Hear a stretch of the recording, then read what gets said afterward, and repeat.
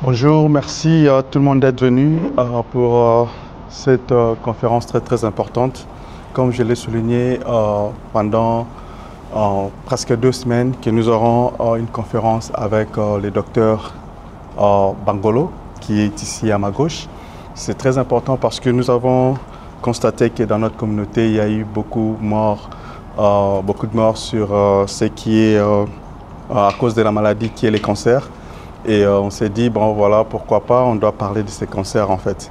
Raison pour laquelle nous avons pu inviter le docteur Arton Bangolo qui nous vient de New Jersey pour qu'il puisse un peu nous parler de comment est-ce que nous pouvons éviter ces cancers, comment est-ce qu'on doit se dépister, comment est-ce que nous pouvons prévenir ces cancers. Donc sans plus tarder, je vais introduire le docteur Arton Bangolo qui sera notre présentateur d'aujourd'hui. Merci. Merci Président. Bonjour la famille. Moi c'est le docteur Arton Bangolo, département de hémato et oncologie au Hackensack University Medical Center dans l'État du New Jersey. Et aujourd'hui, nous allons parler du cancer. Nos objectifs aujourd'hui, ça serait comprendre le cancer en termes simples, reconnaître les signes précoces, qui doit se faire dépister et quand, les habitudes de prévention efficaces, options de traitement et un plan d'action pour la famille et les amis. Qu'est-ce que les cancers? Ce sont des cellules qui se multiplient sans contrôle et peuvent se propager. Nos cellules normales, pendant un certain temps, ils se multiplient, certaines meurent. Et certaines de ces cellules peuvent avoir des mutations et qui vont mener au cancer. Et très important, toutes les tumeurs ne sont pas cancéreuses. Certaines cellules peuvent avoir des mutations anormales, mais elles n'ont pas la possibilité de se propager ou d'affecter les organes qui sont aux alentours. C'est ce qu'on appelle des tumeurs bénignes. Ce ne sont pas des cancers. Toute tumeur n'est pas cancer. Okay? Et la détection précoce sauve des vies et allège les traitements. Et nous allons voir ça au fur et à mesure. Alors, quelles sont les origines du cancer? Je pense qu'on a parlé de ça aussi. Il y a des risques génétiques, comme les mutations BRCA. D'ailleurs, nous connaissons tous Angelina Jolie, l'actrice, qui a fait une double mastectomie parce que sa mère a été diagnostiquée avec un cancer du sein. Et ils ont fait des tests génétiques. Ils ont trouvé qu'elle avait ces mutations de BRCA gene. Et juste en connaissant ça, elle sait que jusqu'à ce qu'elle ait 30 ou 40 ans, elle a un très grand risque d'avoir les cancers du sein. Et elle a fait une mastectomie double juste à cause de ça. Et il y a aussi des causes environnementales. Nous connaissons tous que le tabac amène au cancer de poumon. Ça peut aussi emmener au cancer de la vessie. Okay? L'alcool, ça a été associé même au cancer des seins, en dehors du cancer de foie. Certaines infections, certains produits chimiques, certaines radiations. Et le mode de vie également. L'alimentation dont on a parlé, le poids, l'activité, et certains de ces facteurs interagissent. Pourquoi l'épidémiologie compte? Déjà parce qu'il faut comprendre les cancers à l'échelle de la population, identifier les facteurs à risque et les cibler, guider le dépistage. D'ailleurs, nous faisons certains dépistages à un certain âge aux États-Unis par rapport à l'épidémiologie. Parce qu'on a vu les trends. À cet âge, les gens généralement développent ce cancer. Donc, commençons à dépister à cet âge. Et c'est malheureux que nous n'avons pas de cancer registry au Congo. Et il n'y a pas vraiment un programme national de dépistage du cancer. Voilà, vous pouvez construire votre profil de risque. Quand vous voyez votre médecin, vous pouvez parler de votre tabac, alcool. On va checker votre indice de masse corporelle. Connaître l'histoire familiale est très important, surtout pour des cancers courants comme les cancers des seins, des ovaires, de la prostate. Tout ça, c'est très important de connaître vos risques familiaux parce que ça peut aussi guider par rapport à votre dépistage. Et puis également discuter des expositions à domicile et au travail de certains carcinogènes comme le radon. OK. Dépistage, trouver tôt. Trouver tôt égale traitement plus simple et plus efficace. Et quand on détecte le cancer assez tôt, le traitement est curatif. Il n'est pas palliatif. Quand on le découvre un peu plus tard, on ne peut plus le guérir et là, on peut juste le contrôler. C'est pour ça que c'est très important de faire le dépistage. On va commencer avec le cancer du sein. C'est le cancer le plus fréquent chez la femme. Détection précoce est essentielle Voilà. Quels sont les signes précoces? Nouvelle masse ou épaississement du sein, peau qui s'effripe, rougeur, sans qu'il y ait une infection, changement de texture, écoulement ou inversion du mamelon, les ganglions gonflés, surtout au niveau des axillaires. Et vous sentez des ganglions qui sont gonflés sans raison, ça, ce sont des signes à haut risque. Et qui se fait dépister? Risque moyen, c'est-à-dire vous n'avez pas une grande histoire de famille du cancer du sein. La mammographie commence à l'âge de 40 ans. Déjà à l'âge de 40 ans, chaque année ou chaque 2 années, on doit faire la mammographie. Parce que quand on détecte le cancer assez tôt, on peut juste faire ce qu'on appelle une lumpectomie. On l'enlève juste et vous pouvez avoir une radiation après ça ou une chimio. Mais on le détecte assez tôt. Parce que si vous ne faites pas la mammographie et vous aviez déjà quelque chose qui quitte le sein et se retrouve dans d'autres organes, à ce moment-là, le traitement n'est plus curatif. On peut juste faire la palliation. Et certains patients sont des patients à haut risque. Et pour eux, on n'attend pas jusqu'à l'âge de 40 ans. Si vous avez par exemple une mutation du gène BRCA, le mammogramme commence à l'âge de 30 ans. Et on ne fera pas seulement la mammographie, mais on combine ça avec une IRM également. Parce que si la mammographie rate quelque chose, l'IRM peut toujours le détecter. Forte histoire familiale. Si vous avez une forte histoire familiale du cancer du sein, il serait même raisonnable de commencer le dépistage un peu plus tôt que 40 ans et combiner également la mammographie et l'IRM. Quelles sont quelques méthodes de prévention? Limiter l'alcool, chez les femmes par exemple. Et quand on parle de limiter l'alcool, c'est une boisson alcoolique par jour ou l'équivalent pendant une semaine. C'est ce qu'on appelle limiter l'alcool. Et les études ont prouvé que ceux qui adoptent ce type de prévention ont moins de chances d'avoir le cancer que d'autres. Rester actif, on en a parlé, au moins 30 minutes par jour pendant au moins 3 jours par semaine.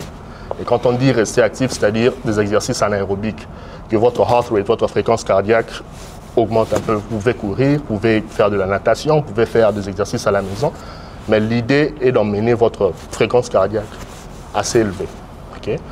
Les traitements qui sont disponibles, la chirurgie, si le cancer est détecté tôt, la radiothérapie souvent suit la chirurgie et c'est par rapport à ce que le chirurgien verra quand il enlève le cancer qu'on peut décider ou pas de faire la radiation. L'hormonothérapie, c'est par rapport à certaines protéines que les cellules cancéreuses produisent. Le pronostic est très bon. Si le cancer est détecté tôt, le pronostic est bon et on parle d'un guérissement en fait.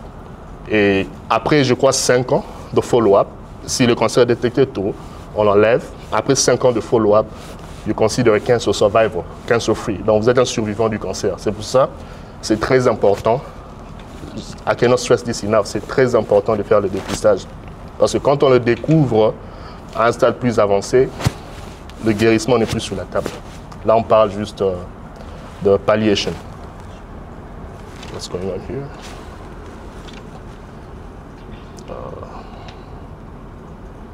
Je ne sais pas pourquoi ça sort comme ça. Sorry about that. Ah, ça c'est une étude.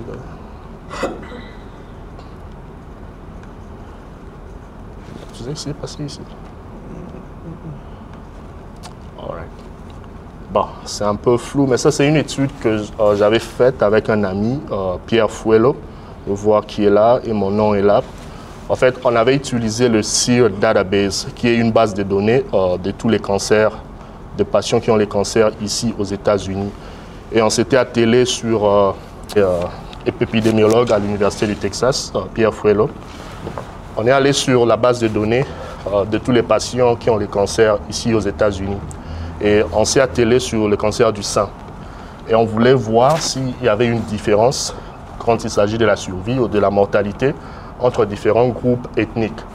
Alors, dans un premier temps, ce qu'on a trouvé est que les femmes noires avaient beaucoup plus de chances d'avoir une mortalité élevée comparée aux femmes blanches. Et ce qu'on a aussi trouvé était que les femmes noires avaient beaucoup plus tendance à avoir un délai du traitement, c'est-à-dire du moment du diagnostic jusqu'à ce qu'ils prennent le premier traitement par rapport aux femmes blanches. Et quand on parle de délai du traitement, on parle de 3 mois ou plus. Et Alors, on s'est demandé, est-ce que ce délai dans le traitement peut être la cause majeure? Je vais pas, il faut pas, do not restart, I need the slides. Yeah. Est-ce que ces délais dans le traitement peut être la cause, justement, de ce qui se passe? Et on a fait ce qu'on appelle une mediation analysis. Nous avons fait une analyse de médiation. On a essayé de voir ces femmes noires qui ont une très grande mortalité. Si on essayait de leur donner les traitements avant ces premiers 3 mois, est-ce que ça affecte la mortalité? Et les résultats étaient assez intéressants. La mortalité avait baissé de 23%, ce qui est excellent pour le cancer. Déjà 10% c'est énorme, mais la mortalité avait baissé de 23%. Et la question est de savoir pourquoi est-ce qu'il y a ces retards de traitement. Ça reste encore à vérifier. Et là, nous allons parler du cancer de la prostate. Elle est très fréquente et l'évolution est souvent lente. Souvent, il n'y a aucun signe. Et quelquefois, quand les signes sont là, c'est déjà assez avancé. La raison est que l'urètre, d'où l'urine sort, passe au milieu de la prostate. Et là, quand vous avez une hypertrophie bénigne de la prostate, ça commence au milieu, au niveau central. Ça squeeze l'urètre et vous avez des problèmes urinaires. Oh, la prostate. Ça c'est la raison. Mais le problème est que le cancer, lui, il ne commence pas de façon centrale. Il est beaucoup plus périphérique. C'est-à-dire il n'affecte pas vraiment la façon dont vous urinez. Donc il sera là et vous ne saurez même pas qu'il est là. Et quand vous allez le remarquer, c'est quand il a déjà progressé et qu'il commence maintenant à toucher l'urètre. C'est à ce moment-là que vous sentez que vous avez des problèmes urinaires. Oui. Et le moyen de dépistage, c'est le PSA. C'est pas moi si quelqu'un est familier avec le PSA ici. C'est ce qu'on appelle le Prostate Specific Antigen. C'est un antigène spécifique produit par les cellules de la prostate. Au-delà de 4, c'est déjà suspicious. Au-delà de 10, il y a vraiment un grand risque que le patient puisse avoir le cancer. Le dépistage, généralement, ça commence à l'âge de 55 ans, 69 ans. Mais pour nous autres noirs, vu que nous avons une très grande tendance à avoir le cancer de la prostate, déjà à l'âge de 40 ans, il faut se faire checker pour le PSA. Prévention et traitement, ne pas fumer, activité physique, garder un poids sain, alimentation végétale. Les végétariens ont souvent un risque plus faible d'avoir le cancer de la prostate que ceux qui aiment le red meat. Le prognostic est très favorable avec une détection précoce. C'est vraiment très favorable.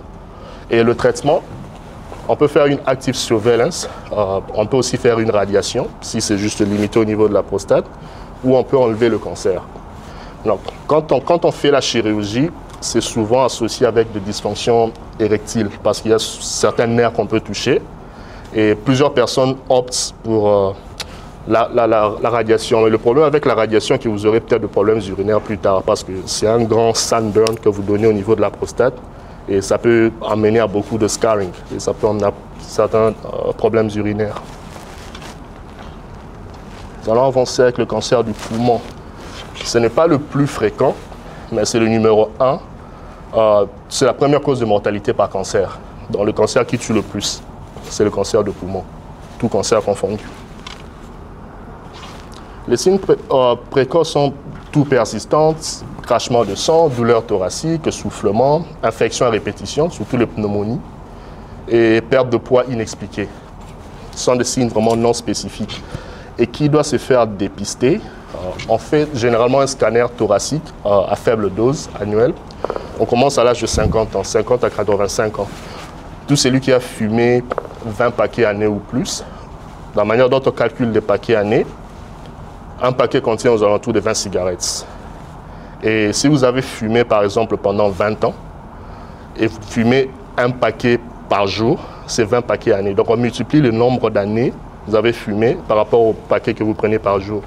Si vous fumiez 2 paquets par jour, votre paquet année sera 40, 20 fois 2. Et si vous êtes toujours en train de fumer, c'est là qu'on doit faire le dépistage. Ou si vous avez arrêté de fumer, mais c'est moins de 15 ans depuis que vous avez arrêté de fumer. Et le traitement, prévention et traitement, déjà arrêté avec le tabac. Et on a même trouvé que même quand vous êtes déjà diagnostiqué avec un cancer de poumon, vous avez une meilleure survie quand vous arrêtez le tabac que si vous ne l'arrêtez pas. Protection au travail, chirurgie, radiothérapie, immunothérapie, thérapie ciblée, tout ça, ce sont de nouvelles sortes de thérapies. Et je vais même vous dire qu'aujourd'hui, en 2025, ce n'est pas tout patient qui a un stade 4, qui a un cancer de poumon stade 4 qui requiert la chimiothérapie. Il y en a qui peuvent juste avoir une pilule et ils vont répondre beaucoup mieux que ceux qui vont prendre de la chimiothérapie. Okay? Et c'est quand même excellent. Et surtout, ceux qui n'ont jamais fumé, quand ils développent un cancer de poumon, il y a des altérations au niveau de l'ADN du cancer qu'on détecte et on peut cibler juste ces altérations. Si on cible ça, le patient aura une réponse assez conséquente et ces pilules sont très bien tolérées. Imaginez stade 4, cancer de poumon, numéro 1, quand il s'agit de la mortalité cancéreuse. Mais si vous avez certaines mutations, vous aurez juste à prendre une pilule et puis vous serez OK. Et puis on parle du cancer colorectal, qui est souvent évitable quand on fait les dépistages. Et quels sont les premiers signes? Sont dans les selles, changement du transit, douleur abdominale, parfois aucun symptôme. Parfois, vous n'avez aucun symptôme, mais vous l'avez déjà. Alors, dans les temps, on faisait le dépistage à partir de l'âge de 55 ans. On l'a réduit à 50 ans et plus récemment, on l'a réduit à 45 ans. La raison, c'est un cancer qu'on découvre de plus en plus chez les jeunes. J'ai des patients dans la trentaine qui ont un cancer du côlon et qui est déjà avancé. Donc, c'est très important de faire le dépistage. Et les moyens de dépistage, la colonoscopie, ça reste le moyen efficace. Parce que non seulement ça va détecter le cancer, mais ça peut aussi détecter certains polypes qui peuvent devenir cancéreux dans les futurs. Et quand on fait la colonoscopie, on enlève ça. Non. Qui d'entre nous a déjà entendu parler de Cologuard? C'est aussi un moyen de dépistage moins invasif que la colonoscopie. Il a une sensibilité de 93% à détecter le cancer. Et c'est juste un stool test. Donc, tu donnes juste un échantillon du sel. Et ce que ce test fait, il check deux choses. Un, il cherche à voir s'il y a quelques saignements qu'on ne peut pas voir à l'œil nu. Parce que quand tu saignes déjà au niveau de stool, ça peut donner une idée que ce monsieur ou cette dame peut avoir un cancer. Et de deux, ça check any altération au niveau de l'ADN qui peut te donner une idée que ce patient a un cancer. Donc, c'est juste un stool test. Tout celui qui a 45 ans et au-delà et qui ne veut pas faire une colonoscopie, parlez à vos médecins du Cologuard. La compagnie va vous envoyer un kit, vous envoyez juste l'échantillon du sel et puis voilà. C'est une sensibilité de 93% à détecter un cancer du côlon, avant même qu'il y ait des signes. Le problème avec le Cologuard est que quand vous avez une lésion précancéreuse qui n'est pas encore cancer, un polype qu'on peut découvrir avec une colonoscopie et puis enlever, le Cologuard détecte cela à 42% seulement. Donc, à 58%, vous avez 58% des chances de miss à une lésion précancéreuse si vous faites juste le Cologuard. Et si le Cologuard est positif, là, vous devez justement aller pour la colonoscopie parce qu'on doit voir où est-ce que se trouve ce cancer. Talking about Cologuard. Prévention pour le cancer du côlon, fibres, fruits, légumes, limiter les viandes rouges ou transformées, garder un poids sain, limiter l'alcool, on en a parlé, ne pas fumer, traitement ablation de polypes, si c'est assez early, chirurgie, si on les découvre tôt également, chimiothérapie, quelquefois, basé on sait que le chirurgien va voir après la chirurgie, on peut décider de donner la chimiothérapie pendant 6 mois. Ou alors, s'il n'y a pas vraiment de grandes caractéristiques à haut risque, on peut juste faire la chirurgie et puis monitorer le patient. Et le pronostic est excellent quand il est découvert assez tôt. Le pronostic est vraiment excellent. Voilà, ça c'est une étude. Puis le cancer, je vais parler du cancer de la thyroïde parce que c'est un cancer qui nous affecte quand même assez souvent au Congo. Et je pense que on n'en parle pas assez souvent. La glande thyroïdienne, c'est une petite glande qui se trouve juste là. Et ça produit l'hormone thyroïdienne. Et c'est une hormone qui aide dans le métabolisme. C'est une hormone assez essentielle. Mais quelquefois, cette glande, les cellules de cette glande peuvent aussi devenir cancéreuses. Et c'est un cancer qui est assez courant au Congo, que ça l'est dans d'autres régions du monde. Et nous allons en parler. Le premier signe, ce sont des nodules cervicales. Et enrouement, hoarseness, dysphagie, difficulté à avaler, sensation de pression. Il n'y a pas de dépistage, mais une fois que vous sentez un nodule, on doit faire une échographie, un ultrasound. Et puis s'il y a des signes concerning, c'est que le médecin va faire, c'est une cytoponction. Ça veut dire aller avec une petite seringue, tirer certaines selles et puis l'envoyer au pathologue pour examiner. Quelques méthodes de prévention, éviter les irradiations inutiles, apport iodé adéquat. Et la plupart de nos dishes au Congo ne sont pas riches en iode. Et c'est une des raisons pour laquelle le cancer de la thyroïde est beaucoup plus fréquent au Congo que dans d'autres régions. Mais aussi le foufou que nous aimons beaucoup affecte la manière dont nous absorbons l'iode. Nous avons souvent des carences en iode qui entraînent à ces cancers-là. Traitement, chirurgie, hormone thyroïdienne, parce qu'une fois qu'on enlève la glande thyroïdienne, on aura besoin de remplacer avec le médicament, parce que la glande n'est plus là, elle ne pourra plus produire les hormones, donc on a besoin de remplacer ces hormones. Et quelquefois, on peut faire une radiothérapie en base d'iode et aussi de thérapie ciblée. Généralement, c'est un cancer qui a un prognostic excellent, à moins qu'il ne soit découvert tard. Et la plupart des cancers thyroïdiens au Congo sont découverts tard. Ils sont beaucoup plus agressifs que ceux qu'on voit ailleurs. Et on avait d'ailleurs fait une étude avec le professeur Boukassa, je ne peux même pas balancer ça, avec le professeur Boukassa de l'UNIKIN et le professeur Jean-René Mouya-Mbappé à son âme. C'était une étude où on voulait valider, c'est un score qu'on appelle le EU-Thyroid score, c'est-à-dire quand on fait l'échographie de la thyroïde, le radiologue va nous donner un certain score. Et par rapport à ce score, on saura la probabilité d'avoir un cancer. Et ce sont des études qui ont été faites dans d'autres pays, mais ça manquait au Congo et on l'a fait. Nous avons découvert qu'un score de 4 à 5, c'est carrément plus de 90% des chances d'avoir un cancer de la thyroïde. Et nous avons même recommandé... Okay. Right now? No, after this. After this, okay. Yeah. Et nous avons même recommandé que pour tout stade, 4 ou 5, et surtout si le patient est dans une région où on ne peut pas faire la cytoponction, parce que déjà, ce ne sont pas tous les médecins qui savent comment faire ça, et de 2, le pathologue ne saura peut-être pas comment interpréter ça. Si c'est un score 4 ou 5, enlevez la glande, avant que ce cancer devienne plus agressif plus tard. Et voilà, ça c'est une étude sur la proportion. On peut leur donner 5 minutes. Almost done. Tu as fini le tout? Yeah, almost done. Okay. Yeah.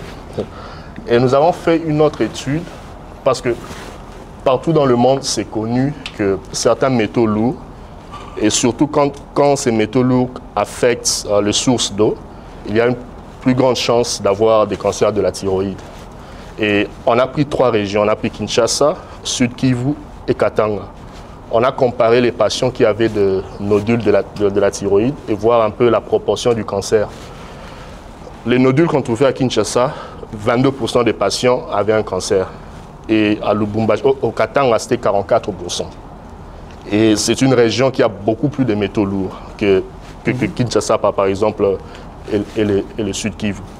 Et donc, nous avions recommandé que pour tout patient venant du Katanga, qui a de nodules thyroïdiens, leurs risques doivent être pris un peu plus en compte que si vous venez d'une autre région. Okay. So, I know I did a lot of talking. Je vais donner un 5 minutes break et puis je prendrai toutes les questions après. D'accord.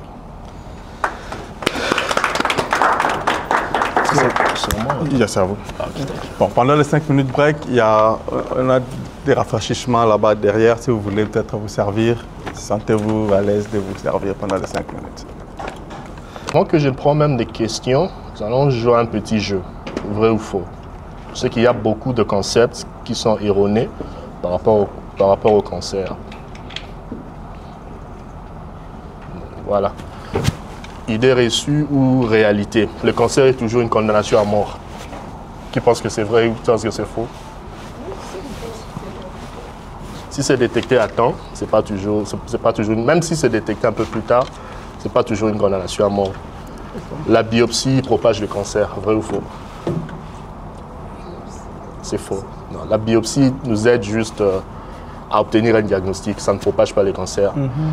Le seul cancer qui peut être propagé par une biopsie, ce sont les cancers de testicules. Et là, on ne fait pas de biopsie, on enlève juste la testicule. Quand on fait l'échographie, on voit qu'il y a des signes de cancer, on enlève juste la testicule, on ne fait pas de biopsie. Seuls les fumeurs ont un cancer du poumon.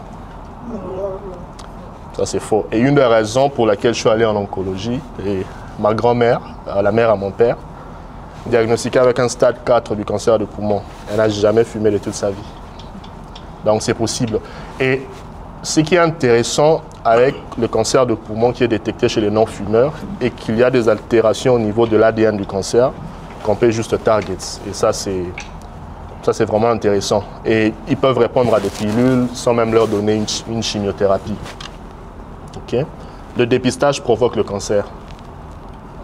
Non. Ça aide à le découvrir à temps et puis à le guérir. Le cancer est contagieux.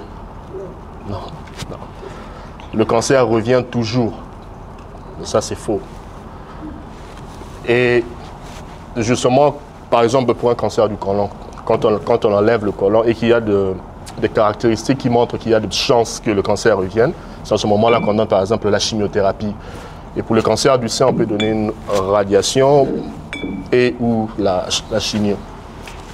Penser positivement suffit à guérir le cancer. Non, il faut être réaliste. Mais c'est vrai qu'avoir une bonne attitude aide. Ça c'est sûr. Avoir une bonne attitude aide. Mais juste penser positivement et l'on ne traite pas le cancer. Le sucre nourrit directement le cancer. C'est faux. C'est faux. Parce que même nos cellules normales ont besoin du sucre. Pour fonctionner, nous avons besoin du sucre. Et nos neurones, par exemple, ils n'ont pas un moyen de stocker le sucre. Pour ça, quand vous devenez hypoglycémique, vous le sentez immédiatement. L'hyperglycémie peut prendre des années pour vous tuer. L'hypoglycémie prendra quelques secondes pour le faire. Quand c'est faux. Bien sûr, en excès, c'est vrai. Mais il y a des patients qui ont un cancer et quelquefois ils me racontent que j'ai peur de prendre du sucre parce que mon médecin m'a dit que je serais en train de nourrir le cancer. Ça, c'est faux. Ça, c'est un mythe. La chimiothérapie fait plus de mal que de bien. Ça fait plus de mal que de bien. Je dirais c'est vrai ou faux. Quand le cancer est guérissable ou même traitable, il faut aller pour la chimiothérapie. Mais dans certains cas, même avec la chimiothérapie, si le outcome ne va pas changer, c'est mieux de ne pas le faire. Le traitement du cancer fait toujours tomber les cheveux. Non, pas toujours. Pas toujours. C'est seulement certaines chimiothérapies qui le font. Et il y a d'autres traitements comme l'immunothérapie qui ne le fait pas. Il y a des traitements ciblés qui ne le font pas non plus.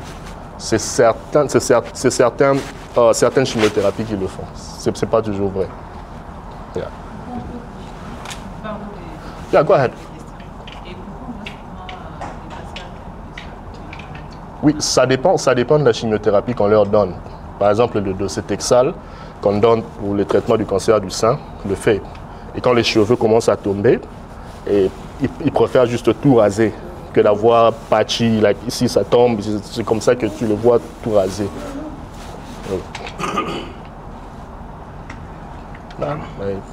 I'm ready for your questions. Question. Maman, vous avez une question? La question que j'avais posée. C'était quoi la question? Les causes principales du cancer de l'utérus. So, vous parlez de l'utérus en général ou du col utérin en particulier qui est assez... En général, seulement. En général, chez ok. la femme. Chez la femme, ok. Le number one cause surtout de cancer du col utérin, parce que c'est ce qui est le plus souvent, c'est le HPV. C'est pour ça qu'on recommande de faire le pap smear, le Papa Nicolas smear, qu'on fait régulièrement pour le détecter assez tôt. Ouais. Y a-t-il un âge pour ça? Ça commence généralement à like 21 ans. Like 21, that's when they usually start doing like pap smears. D'accord. Question? Bien, docteur. Vous avez parlé de cancer du sang. Vous avez juste soulevé, encore quelques éléments par rapport à ça. Je ne vais pas parler de ça. Oh, ouais. Le sang. Sang. Sang. Du sang, j'ai pas dit du sang. Du sang. Les sémies, c'est ça. Il y a des enfants qui sont atteints de ça dès la naissance. Il y a aussi des grandes personnes. Quelles sont les causes pour les enfants et quelles sont les causes pour les grandes personnes et comment s'y prendre qu'on parle pour les petits enfants et comment s'y prendre pour les grandes personnes. Je m'arrête d'abord là. S'il y a d'autres questions pour répondre, je veux. Très bien. Quand on parle du cancer du sang, on parle du cancer qui affecte les types de cellules qu'on trouve au niveau du sang. Et ces cellules sont produites au niveau de la moelle osseuse, de bone marrow. Okay? On a trois types de cellules principales. On a les globules blancs, white blood cells, les globules rouges et les platelets, les plaquettes. Le globule blanc nous aide à fight les infections. Okay? Mais avant de devenir ces globules blancs qui nous aident à fight les infections, ils vont through some phases. Ils vont, par rapport à certains, ils ont quelques phases de modification génétique. Et le problème est que pendant toutes ces phases de modification génétique, something can go wrong. Quelque chose peut aller mal. Et au lieu d'avoir un produit final d'un globule blanc qui va te produire des anticorps pour fight une infection, tu te retrouves avec une population de cellules qui sont anormales et qui commencent à se propager. Et quand elles se propagent comme ça, ils vont créer ce qu'on appelle un crowding du bone marrow. Donc ils seront en si grand nombre au niveau de la moelle osseuse que la moelle osseuse ne pourra pas produire par exemple le globule rouge. Le patient deviendra anémique, il ne pourra pas produire assez de plaquettes et le patient aura beaucoup plus de chances à saigner. Okay? Et c'est ce qu'on appelle le cancer du sang, les leucémies. Ça dépend de la lignage qui a causé ce cancer-là. Okay? Et la plupart du temps, les causes sont soit environnementales, soit une infection. Par exemple, il y a un type de lymphome qu'on appelle le lymphome de Hodgkin, like Hodgkin lymphoma. Ça a été prouvé qu'une infection au EBV qui est un virus qui cause la mononucléose, mononucléosis. Ça a été prouvé qu'une infection à ce EBV pendant très longtemps entraîne à ce cancer. La raison est la suivante. Quand ces globules rouges quittent la moelle osseuse pour devenir matures et produire des anticorps, elles vont dans ce qu'on appelle a secondary lymphoid organ. C'est-à-dire, en gros, ils vont dans un autre organe du système immunitaire où ils seront exposés à un antigène. Donc, et dans ce cas-là, dans le cas de ce lymphome-là, l'antigène, c'est le EBV, c'est le virus de EBV. La raison pour laquelle ils seront exposés à cet antigène, c'est pour qu'ils puissent produire des anticorps spécifiques à cet antigène pour attaquer l'infection. Et vu qu'ils sont en train de subir certaines modifications génétiques pour avoir une grande affinité par rapport à cet antigène, quelque chose peut aller wrong. Et quand quelque chose go wrong, c'est en ce moment-là que ces cellules-là deviennent cancéreuses et commencent à se proliférer. Donc les causes sont quelquefois environnementales, infections, et la plupart du temps, on ne trouve même pas les causes. It's just bad luck.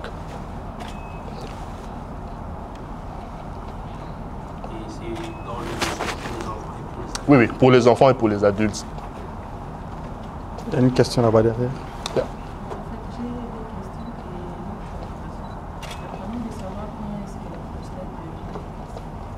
OK. Et la deuxième question est pour le cancer du sein. On fait quel genre d'examen pour détecter soit un début, soit un risque? Et ma préoccupation est que, si j'ai posé cette question parce qu'il y hier, je parlais avec une cousine. Alors déjà, dans notre famille, depuis que je suis née, en fait, je n'ai jamais entendu l'histoire des cancers de sein, ni mes grands-parents. Mais elle qui m'a dit, hier, j'étais partie me faire, c'est un monsieur qui devait me dire justement si c'est cool, on fait des examens pour détecter des maladies précoces et tout. Et elle qui m'a dit que non, j'ai un risque de développer des cancers de sein, de dégoûter. Moi, j'avais dit, c'est marrant, ça m'étonne parce que je n'ai jamais entendu cette histoire, chez nous en tout cas. Mais j'ai posé la question, et après, quand ils ont dit ça, qu'est-ce qu'ils ont proposé? Non, ils m'ont dit qu'heureusement, ils ont vu, mais c'est pas grave. Ils ont prescrit des médicaments très chers. Ils ont prescrit des médicaments très chers au fait. Et ils ont dit, qu'ils prennent juste le médicament et ça va aller. Vraiment, personnellement, je n'étais pas vraiment convaincue. Ici aux États-Unis? Non, pas ici aux Ok. États-Unis. Ici, j'avais prescrit, c'est au Congo. Ok. En province, c'était même pas Kinshasa. Alors, j'ai posé la question, je vais dire, de préférence, il faut aller voir notre médecin et faire d'autres examens. Parce que moi, je trouve ça un peu bizarre. Et Ok. c'est à partir de là. Ok. Le cancer de la prostate, le dépistage en général, c'est à partir de l'âge de 55 ans. Et on le fait avec... Déjà, la Société américaine d'oncologie clinique n'a pas vraiment un guideline set comme ils le font avec d'autres cancers. C'est une discussion entre le patient et le médecin. Généralement, c'est à l'âge de 55 ans. Ça, c'est pour les blancs. Les noirs, vu que c'est un cancer qui nous affecte assez souvent, c'est raisonnable de commencer à partir de 40 ans. Checker le taux de PSA, Prostate Specific Antigen. C'est un antigène ou une hormone produite par les cellules de la prostate. Et quand les cellules de la prostate en produisent en grand nombre, là, ça commence déjà à te tiquer en tant que médecin, il pourrait y avoir un cancer. Et le chiffre qu'on regarde, c'est 4. Quand c'est au-delà de 4, on le répète généralement après 6 mois pour voir si ça va baisser ou continuer à monter. Quand c'est plus de 10, c'est en ce moment-là qu'on peut recommander une biopsie de la prostate pour voir s'il y a un cancer ou pas. J'ai répondu à ta première question. OK. Deuxième question, pour le cancer du sein, c'était connaître à quel âge dépister ou... On fait quel genre d'examen? Quel genre d'examen? OK. OK. Déjà, il est conseillé chaque jour de faire une palpation de sein, voir s'il y a une nouvelle nodule ou changement de texture. Aussi vérifier en dessous des aisselles, parce que quelquefois ces ganglions, quand ils gonflent, ça peut être un signe qu'un cancer du sein a migré de l'autre côté. Et par rapport aux examens de dépistage qu'on fait, la mammographie reste l'examen de choix, c'est-à-dire on regarde de deux côtés, voir s'il y a un abnormal growth, s'il y a quelque chose d'anormal qui commence à se former au niveau du sein. Et l'âge requis pour commencer le dépistage, c'est 40 ans.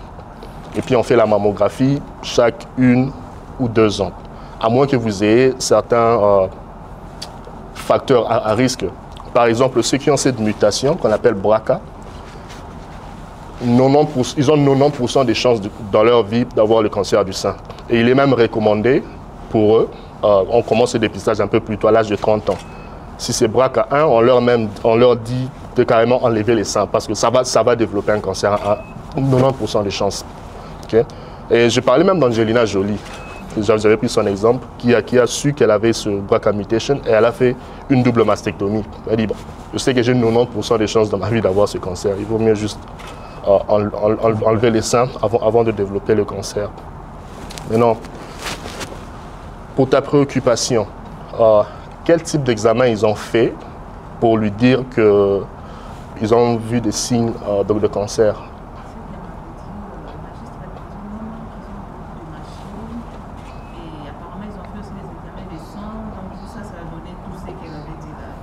Déjà, on ne détecte pas le cancer du sein à partir du sang. Non. Mammographie ou IRM, où l'IRM peut détecter cela. Mais avant de commencer n'importe quel médicament, il y a certains traitements hormonaux qui ont prouvé réduire le développement du cancer du sein. Mais c'est après biopsie. On découvre quelque chose d'anormal, on fait une biopsie, on voit que la lésion n'était pas encore cancéreuse, elle était juste précancéreuse. Et cette lésion produit certaines hormones. C'est en ce moment-là qu'on va te mettre sous traitement hormonal pour réduire le risque que tu développes le cancer du sein plus tard. On ne peut pas juste commencer un traitement comme ça, sans biopsie, sans connaître la nature de la lésion, juste à partir de mammogramme. Ça, c'est anormal. Yeah. Maman Nadine, il y avait d'abord une question là-bas. Okay. Avec le micro? Okay.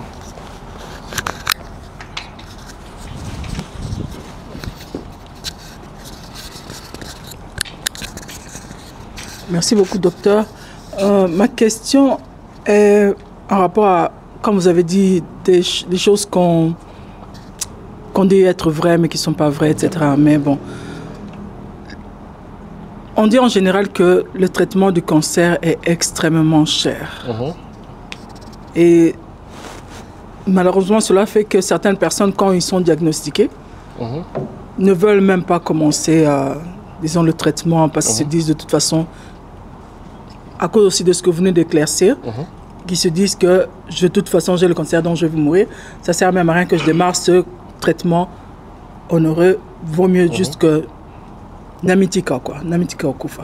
Qu'est-ce que vous pourrez dire sur ce point-là? Ouais.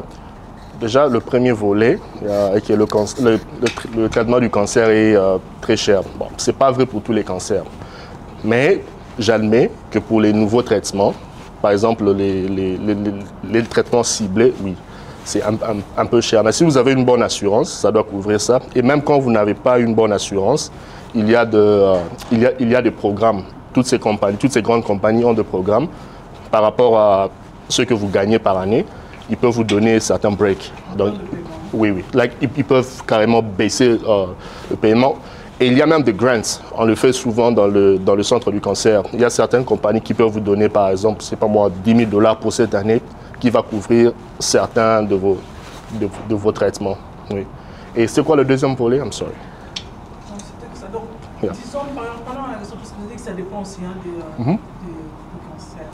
Pour le cancer, pour le cancer du sein, par exemple, quel est le coût moyen ou en général du traitement du cancer, dépendamment des stages, disons?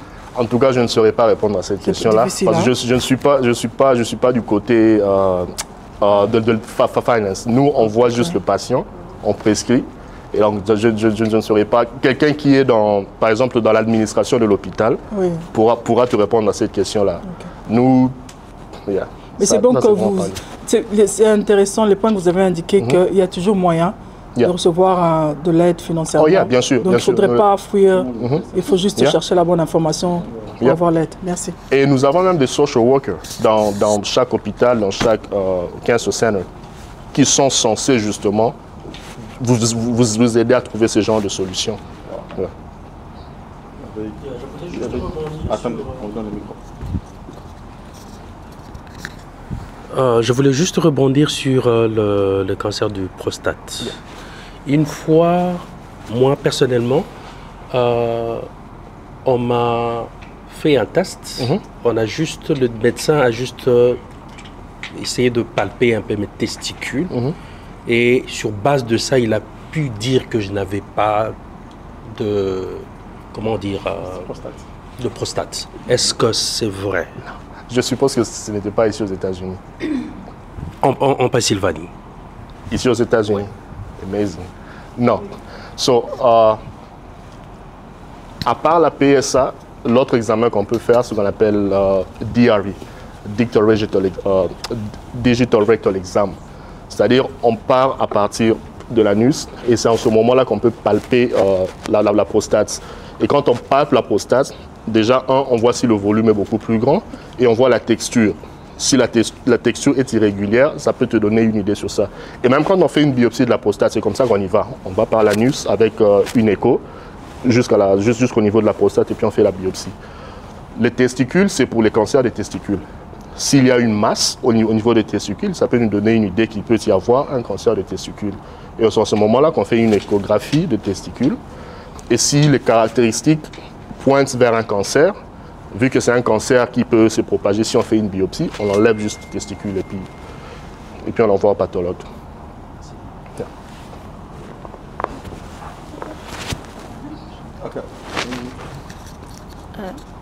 Pour moi, en fait, j'avais une question par rapport aux femmes qui accouchent, parce que je sais qu'il y a 2 ou 3 femmes, j'ai vu sur les réseaux sociaux qui sont atteints du cancer du sein après avoir accouché. Je ne sais pas s'il y a un lien entre être enceinte ou accoucher ou allaiter et avoir le cancer du sein. Ouais. L'allaitement est actually un élément protecteur du cancer du sein. Maintenant, qu'il y ait une corrélation directe entre les cancers du sein et l'accouchement, pas nécessairement, mais il y a des cancers du sein qui sont driven par certaines hormones, l'estrogène.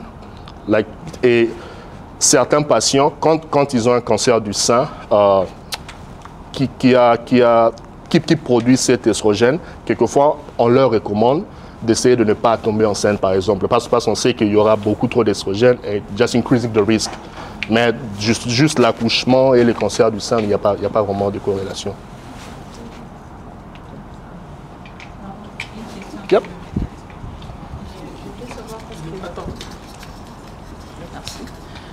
C'est une question, c'est un monsieur, mon voisin, je l'ai croisé une fois, il m'a dit que non, voilà Rachel, ça ne va pas parce que ma grande sœur, très malade, elle a le cancer de poumon et de... Il avait cité D, pardon, j'ai oublié. Okay. Et bon, moi, la première question directement, je lui avais posée, est-ce que vous avez ces genres d'histoires dans votre famille? Elle me dit non, rien. J'ai dit, bon, est-ce qu'elle a fumé une fois de sa vie? Non, pourtant, elle se comprend toujours très bien. Et il ne sait pas si ça vient d'où. Et après, il me dit, c'est après l'accouchement, quand elle avait accouché son premier bébé, elle était devenue anémique. Okay. Et c'est juste après, du coup, elle est devenue trop faible, fatiguée à tout moment. Et c'est dernièrement ici qu'on l'a détecté qu'elle avait ça, les cancers de poumon. Le cancer de poumon, à quel âge? Elle a 35 ans. Intéressant, ok. Et j'ai même mentionné parmi les mythes et les réalités que les cancers de poumon ne se retrouvent pas toujours chez les fumeurs. Et c'est un programme qui a commencé vers les années 70. Les États-Unis ont compris que le tabac causait les cancers de poumon. Ils ont commencé une propagande pour essayer d'encourager les gens à quitter le tabac. Et on a vu les résultats vers les années 90, début 2000. Et c'est qu'on avait remarqué que les cancers de poumon qui sont liés aux gens qui fument, c'est-à-dire squamous cell carcinoma ou small cell, la proportion de ces cancers baissait. Mais les cancers qui n'est pas toujours associés avec les gens qui fument, l'adénocarcinome, sa proportion augmentait. Et on a commencé à se poser des questions, qu'est-ce qui se passe? Parce que les gens ne fument plus comme ils fumaient avant et on voit que les cancers qui sont associés à ça baissent, mais celui qui n'est pas toujours associé à ça commence à augmenter. Et c'est alors qu'on a commencé à chercher s'il y avait une altération au niveau de l'ADN de ces cancers-là qui pouvait expliquer cela. Et c'est ce qu'on a trouvé. Il y a des mutations au niveau des cellules cancéreuses qu'on appelle le driver mutation, qui justement cause les cancers indépendamment de si la personne a fumé ou pas. Et quand j'ai découvert cela, ça m'avait tiqué. Je me suis dit, ma grand-mère, qui n'avait jamais fumé de toute sa vie, avait sûrement une de ces mutations. Mais bon, c'était au Congo, c'était en 2013. Personne ne savait. Et le bien est que quand on découvre ces mutations, le patient ne peut même pas avoir besoin de la chimiothérapie. On peut juste lui donner ce qu'on appelle targeted therapy. Donc, on target juste cette mutation-là. On sait que c'est un EGFR mutation qui est en train de causer ces cancers, alors on donne un EGFR inhibitor. Donc, c'est quelque chose qui va inhiber cette mutation. C'est un peu ça. Mais cancer de poumon à 35 ans, c'est quand même intéressant. Et elle n'a jamais fumé. Et il m'avait dit que, tu sais Rachel, nous ici, on est tous exposés. C'est ce qu'il a dit ici aux États-Unis. On est tous exposés à ça. Je lui ai posé la question, mais comment? Il dit, mais tout ce qu'on utilise, même des micro-ondes, tout ça. Mais je vous dis, depuis là, je n'utilise plus des micro-ondes. Non, pas nécessairement. Le radon, qui est un decay product de l'uranium, ça a été associé au cancer de poumon. Et dans certaines maisons, dans certaines vieilles maisons, qui étaient là lors de la Seconde Guerre mondiale, on peut détecter cela, oui. Micro-ondes, non. Et certains cancers comme mésothélium, qui est un cancer de la plèvre, qui est une couche qui est juste à côté du poumon, et par exemple associé à l'asbestose. Mais de radiation comme de micro-ondes, non. Ça, c'est faux. Le problème est que je peux aller aujourd'hui sur Internet et vous dire que l'eau donne le cancer de la prostate. but I'll have nothing to back it up. Je n'aurai rien, je n'aurai aucune fondation scientifique to back it up. Vous voyez ce que je veux dire? Tout ce que nous, en tant que médecins, tout conseil que nous donnons, c'est basé sur l'évidence. On fait evidence-based medicine. Je ne peux parler que de choses où on a fait une étude et à la conclusion de l'étude, c'est ce qu'on a trouvé. Donc, il n'y a pas, jusque-là, il n'y a pas une étude concrète.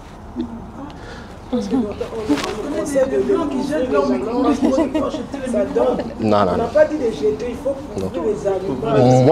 Moi, je couvre. Oui. Le plastique, oui. Moi, je couvre juste parce que je trouve que ça chauffe les aliments beaucoup mieux. Mais je ne peux pas donner un conseil sur quelque chose qui n'a pas été prouvé scientifiquement. Je ne peux juste pas le faire. Non, ça dépend de la composition. Même le plastique, les ondes envoyées par les micro-ondes, non. Parce que c'est que moi je couvre les aliments avec, c'est pratiquement du plastique. Donc il faut éviter d'utiliser des ustensiles en plastique. Non, j'ai pas dit ça. J'ai pas dit ça. Non, pas c'est des vérités on dit aussi ça donne le cancer. Je le fais à tout moment. Le problème est que je ne peux pas vous donner un cancer sur quelque chose qui n'a pas été scientifiquement prouvé. Ça cause les cancers, maybe. Mais ça n'a jamais été prouvé scientifiquement. Donc je ne peux pas parler de ça. Je suis venu dans cette conférence pour avoir cette vérité. C'est tout comme on dit à tout le monde que voilà, le sucre feed le cancer. C'est faux. Ça aussi, on a dit que le sucre, c'est le premier ennemi du cancer. Non, même nos cellules normales ont besoin du sucre. Alors, les chikwang, là, combien d'années? There you go.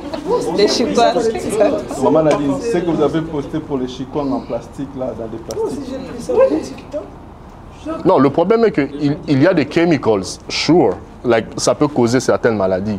Mais vu qu'il n'y a pas eu d'études concrètes faites sur ça. Donc, le stress aussi cause le cancer. Le stress.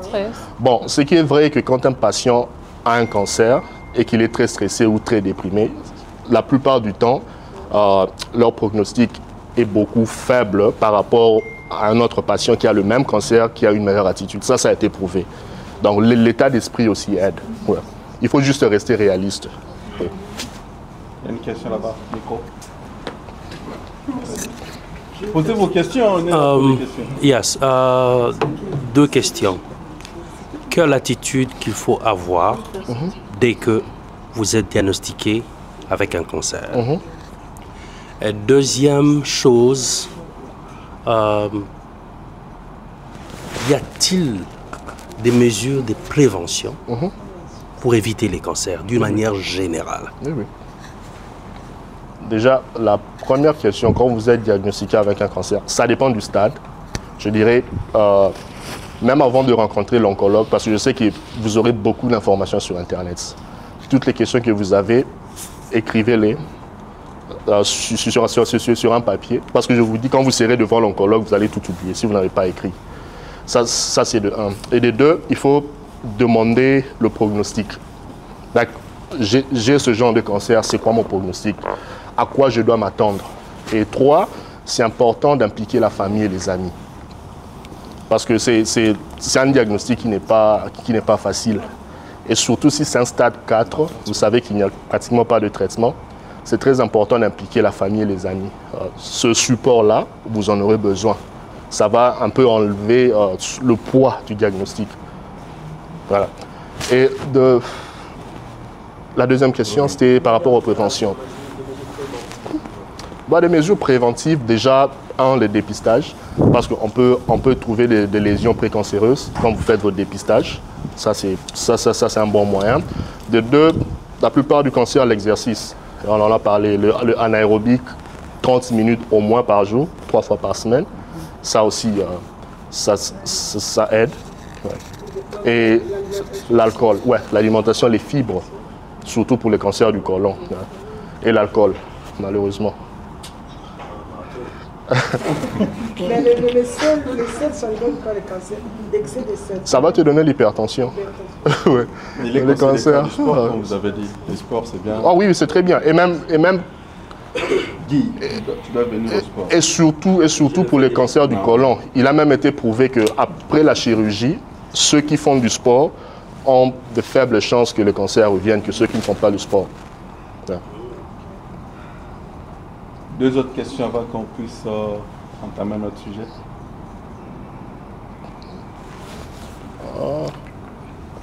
Je pense qu'on peut s'arrêter à ce sujet. Je vais entamer l'autre.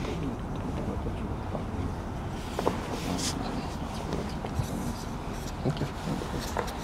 En fait, j'ai une question qu'on m'a juste texté ici. D'une manière générale, à quel âge, que ce soit pour les femmes d'abord, vous pouvez commencer à faire votre dépistage du cancer? Et si vous pouvez dire pour les hommes aussi. Ouais, ça dépend des cancers. Cancer de poumon, par exemple, si vous êtes fumeur avec au moins 20 paquets années ou plus, ça commence à l'âge de 50 ans. C'était 55, on a baissé ça à 50, 50 à 80. Et c'est juste un scanner thoracique. Pour le cancer du sein, mammographie, déjà à partir de l'âge de 40 ans, ou un peu plus tôt, si vous avez beaucoup de membres de famille qui ont un cancer du sein. Cancer de la prostate, pour les noirs, je dirais 40 ans. Bien que la littérature dit 55 ans, ça c'est beaucoup plus pour les blancs. Le noir, déjà à l'âge de 40 ans, il faut faire ça. Le cancer du côlon, c'est à l'âge de 45 ans. 45 ans. Et puis le Cologuard que j'avais montré, qui est juste le stool test, une précision très importante. C'est un test qui a été validé par rapport aux gens qui ont des risques moyens. C'est-à-dire, il n'y a pas trop d'histoire de famille, de cancer du côlon, et ils n'ont pas de mutations génétiques et tout ça. J'avais même une patiente que j'avais vue en médecine interne. Je couvrais pour un autre médecin.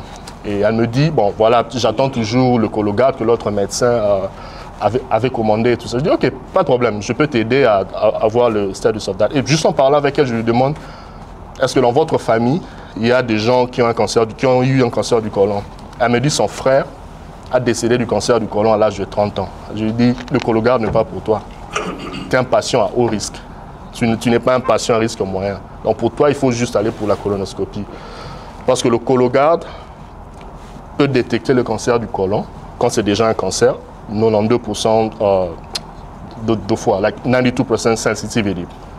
Mais pour les lésions précancéreuses, c'est seulement 42%. Et si tu es un patient à risque, tu as beaucoup de chances d'avoir ces lésions précancéreuses qu'on peut déjà enlever avant que tu ne développes le cancer. Et à 58%, tu as 58% des chances de rater ces lésions précancéreuses quand tu fais le Cologuard. Donc si tu es un patient à haut risque, colonoscopie. Okay. Merci beaucoup, docteur. Je pense que c'était...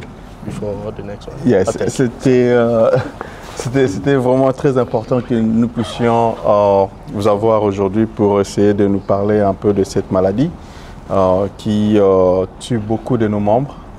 Comme je vous l'avais dit au téléphone, que notre communauté avait besoin d'être informée sur cela. Donc, comme je l'ai toujours dit, quand il s'agit des histoires très importantes comme ça, vous voyez, la salle n'est pas si pleine.